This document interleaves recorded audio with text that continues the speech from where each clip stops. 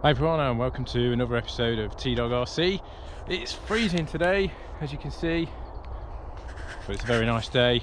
It's nice and calm, so I thought I'd take the opportunity to just give this a very quick maiden. I've got a couple of batteries with me, so I'm just going to throw it in the air, get it all trimmed out, just have a quick flight. There's not much light left, so it won't be too long, but I just want to get it trimmed out and make sure that I'm happy with it. So let's see how we get on.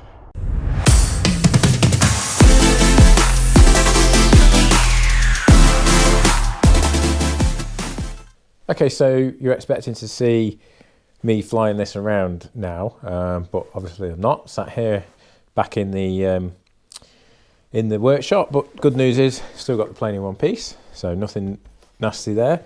But basically what I thought was I'd have a quick chat about the flight, because it's quite hard to talk and fly at the same time, or at least it is whilst I'm getting used to doing that. So I thought it'd be good to sort of go through the flight with you before we actually get into it. The other thing was I made a bit of a stupid mistake with my GoPro. I forgot to angle it forwards when I put it on my head. I don't know why I did that, because I always check that, but in this instance I didn't. So unfortunately the GoPro is kind of looking up in the sky a little bit, so the footage isn't brilliant. So I've cut the best bits out for you on that, and I thought I'd add this little piece to it. And then one other thing is just to mention, this is probably going to be the last flight video for a few weeks or a month or so, because here in the UK we've gone back into a full scale lockdown. And whilst it's okay for me to walk along the footpath next to the flying field with a friend, it's actually illegal now for me to stand on my own in the flying field with no one around flying my plane.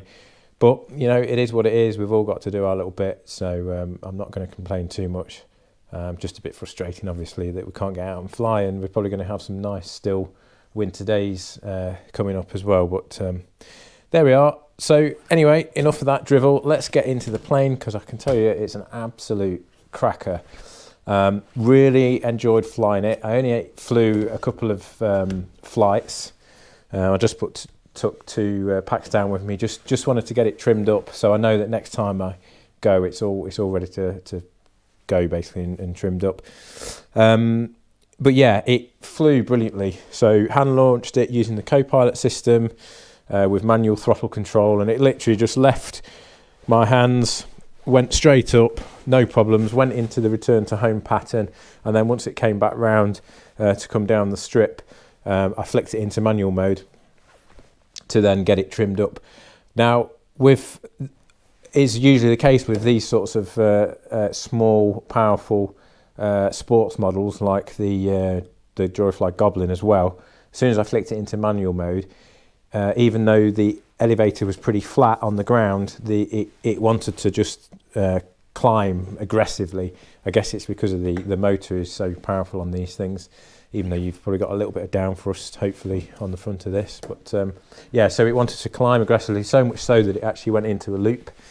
But I was able to catch that and get it trimmed up, and I didn't even need to put it back into return to home, actually. I just managed to figure out which way it needed trimming fairly quickly and get it trimmed out. And that was all it required, pretty much, just a loaded down trim. And then it just needed a little bit of aileron trim, because it was banking to the left, I think, so it needed a little bit of right trim. But that was it, and once I had that done, it flew so smoothly. It's really quite quiet, other than it makes a fantastic noise as it actually goes through the air, but the motor itself is pretty quiet. I know when you put the 4S on these things, it actually becomes pretty loud, but on the 3S setup, it's really quiet, and it's just so solid in the air. It really sort of inspires quite a lot of confidence. You can do some really sort of sharp and fast banked turns.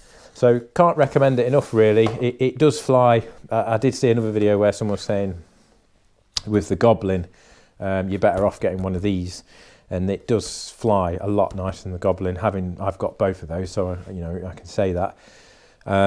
This is just so smooth. It's absolutely on rails. Makes a lovely noise, goes pretty fast on 3S. It's not quite as fast as I was expecting, But I'd say this is probably as fast on 3S as the Goblin is on 4S, just as a comparison. So I think on 4S this is obviously going to be really quick. So I'm looking forward to trying that. A couple of mentions about the batteries. Use the standard 3S 2200 packs. These were the two that I used. So I've got a graphene pack here and one of these nanotech ones. What I found was when I set 3 minutes on my timer, and when I came down, this one had got 15% left, so that was just about right. It was around about 3.8 a cell. But this one, for the same flight pretty much, this was down to 3% when I checked it, which is not ideal. I don't normally ever let batteries go down that low. It settled on 3.6 volts per cell, so I don't think I've done it any permanent damage. But amazing the difference between these two packs. Obviously the graphene one's quite a bit more expensive. But that's something to be aware of if you haven't got these graphene packs and you're using sort of the standard Turnigy packs. 3 minutes is probably the absolute maximum. And that wasn't hammering it around on full throttle all the time either. That was just on sort of varying the throttle basically. So that's it in a nutshell. Absolutely fantastic. Looks brilliant, flies brilliantly. It's a lot of fun. Kopilot works an absolute dream as usual. It means I can just hand launch this without having to worry at all about whether I'm going to crash it on a launch or anything like that. I definitely recommend getting the Kopilots, to help you with that. If you want to hand launch try some hand launch things and you haven't necessarily got people to launch it. Even if you have got someone to launch it, it can still sometimes go wrong. But you're pretty much guaranteed with a Kopilot, it's just going to be rock solid until you flick it out of that return to home mode. And as with all these, when I use Kopilot with these things, I don't use the stabilization. Once I've launched it and take it out of return to home mode, I just flick it into normal mode and fly it as it is. This seemed, the day I flew it, it was a nice calm day. But nevertheless, as I said, it was really solid. Almost felt like it was using a gyro, which it wasn't at that point. And I've got my rates set fairly low, and I've got about 40% expo, I think, which seems great for my sort of style of flying. So yeah, I'll cut now to the flight video, and hopefully you'll get to see some bits of the flight. And I apologise for the angle of the camera. It's not ideal. Actually, there is one thing I just wanted to show you. Although I can't do any flying, there's going to be lots of projects going ahead. I've got all sorts of things planned, an unboxing and that sort of stuff. And one of the things I have done is, so you might have seen on some of the videos the way I store things. Because we've recently moved into this place, everything's in a bit of a mess at the minute. But I spent a whole evening with my wife. She sort of specialises in organising things. So we've organised everything now. So I've got this nice caddy here, which spins around, and I've got glues, adhesives, coverings, glue gun, tapes, all that sort of stuff in there. And then over here, we've got everything nicely organised. So I've got flight controllers in there, XT60, XT90 connections and bullet plugs in there. Propulsion, as I like to call it, basically a load of motors and EDFs. And then in here, got this organised into receivers, wire, all sorts of stuff, speed controllers in there. These two still need sorting out a little bit, but got some tools in there and some more tools and bits and bobs in there. So really nicely organised and all ready to go for some new projects, certainly while we're in lockdown as well. So anyway, that's enough of me rabbiting on. Thanks for watching, and let's cut to the flight. Okay, so I'll let you into a little secret. I forgot to start the camera on the Maiden, but it was very uneventful, went away beautifully. So this will be the second flight.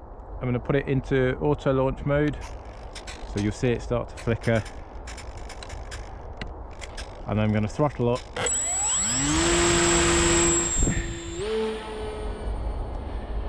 Let it go, switch it into manual mode. Now I've got control and it's away.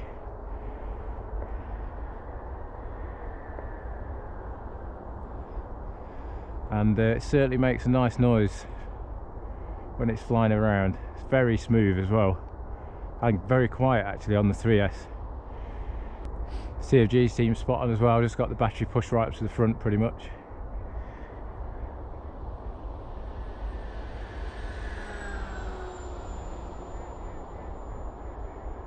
Bring it in for a fast pass.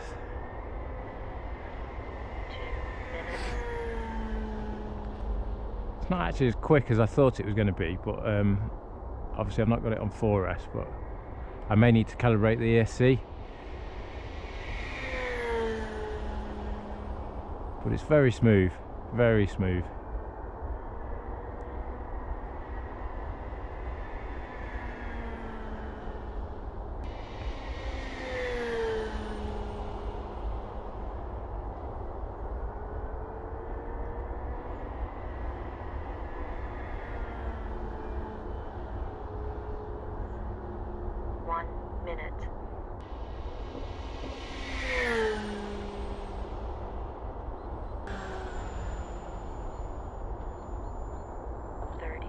Okay, let's bring it into land.